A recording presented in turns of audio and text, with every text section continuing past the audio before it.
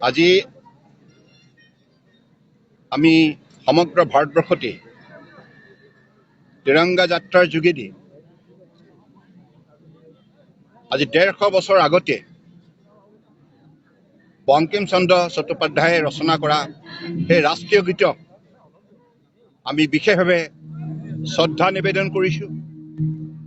কাৰণ বন্দে মাতৰম এই ৰাষ্ট্ৰীয় গীতেৰে স্বাধীনতা সংগ্ৰামৰ কণ্ঠস্বৰ আছিল আৰু এই গীতৰ পৰা অনুপ্ৰাণিত হৈ ভাৰতবৰ্ষত লক্ষ লক্ষ লোকে ইংৰাজৰ বিৰুদ্ধে ভাৰতবৰ্ষৰ স্বাধীনতাৰ হকে তেখেতসকলে স্বাধীনতা সংগ্ৰামত অংশগ্ৰহণ কৰিছিল আৰু তেখেতসকলৰ যি ত্যাগ যি কষ্ট তাৰ ফলশ্ৰুতিত আমি স্বাধীন ভাৰত পাবলৈ সক্ষম হলো।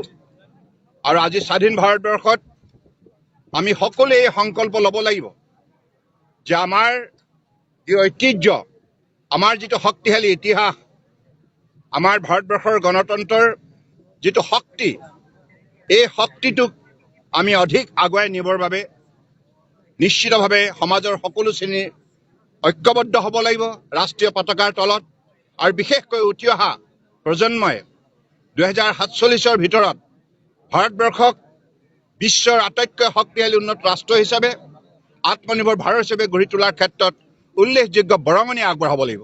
গতিকে আমি এই তিৰংগা যাত্ৰাৰ যোগেদি সকলোৱে সংকল্প ল'ব লাগিব যে আমি ৰাষ্ট্ৰীয় কৰ্তব্য ৰাষ্ট্ৰভক্তিৰে আমি নিষ্ঠাৰে পালন কৰিব লাগিব।